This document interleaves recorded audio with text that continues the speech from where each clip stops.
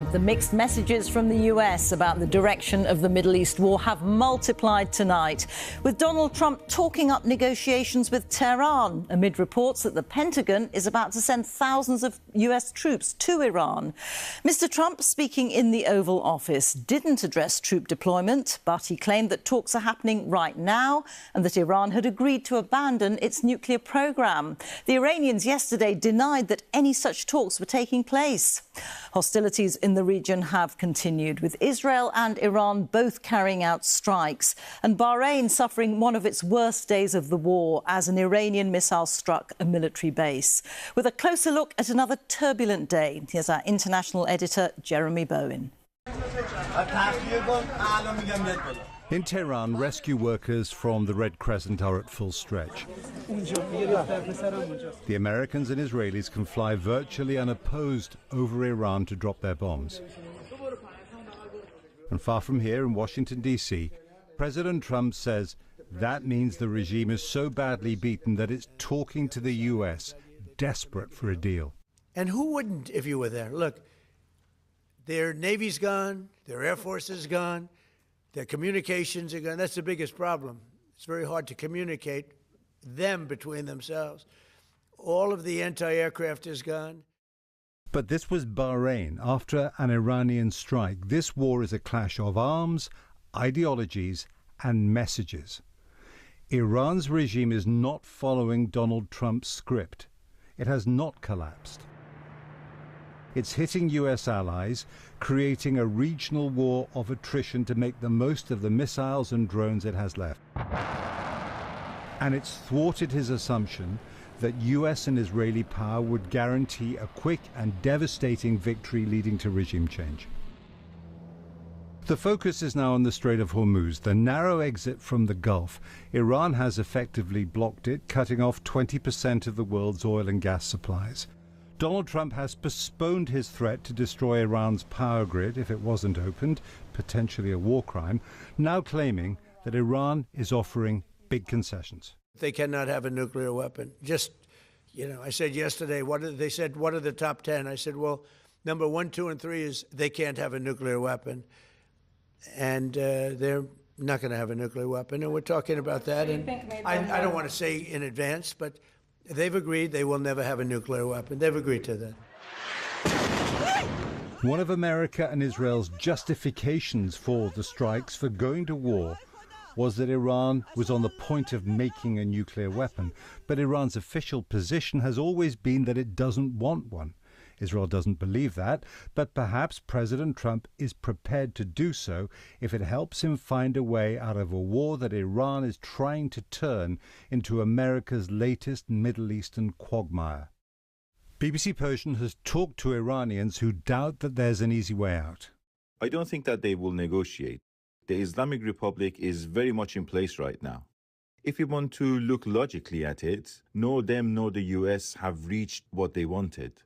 The ideology of the Islamic Republic is there. Even if war stops, it will start again at some point. Trump is buying time for himself to take the war to another phase, maybe a ground attack. I don't think that he's going to make a deal with them. And this is the USS Tripoli, leading the first of 2 U.S. Marine Expeditionary Units heading for the Gulf. Alongside talk of a deal, the U.S. is sending reinforcements. The Tripoli, coming from Japan, is getting closer. Another of these small but powerful amphibious forces, backed by their own helicopters and strike aircraft, has a long passage ahead from California. And it's expected that the Americans will also send troops from the 82nd Airborne Division. It is looking like a crossroads. If talk of a deal is wishful thinking, the war could escalate. The United States is now getting closer and closer to the prospect of putting boots on the ground.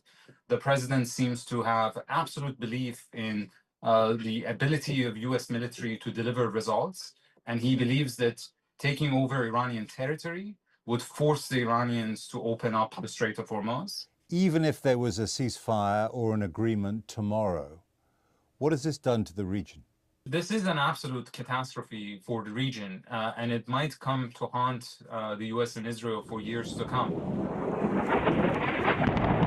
This was Tyre in South Lebanon, An Israeli offensive against Iran's ally, Hezbollah, is intensifying. Israel has no desire to stop, believing it can finish off its most bitter enemy, Iran's Islamic Republic. And for all America's firepower, its president went to war without a defined objective or a clear exit strategy. Now, as he tries to find one, Donald Trump risks deepening the strategic confusion that Iran's regime is using, not just to survive, but to try to dictate the way this war ends. Jeremy Bowen, BBC News. Let's go straight to the White House now and to our North America correspondent, Helena Humphrey. Helena, we're hearing such contradictory things. Where do things stand tonight?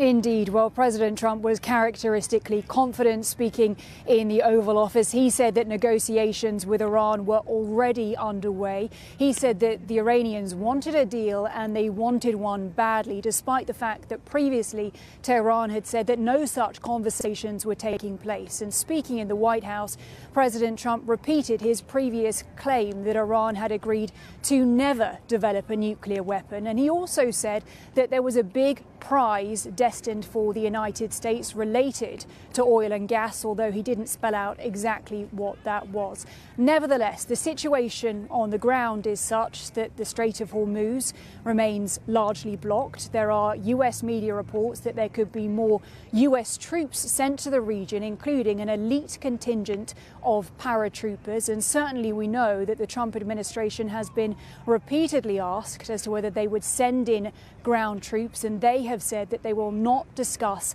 battle plans openly and in public. But Iran now says that its only operational nuclear power plant has been struck. And with all of this in mind, those mixed messages, despite that upbeat tone from the president, I think it's fair to say that further escalation is not off the table.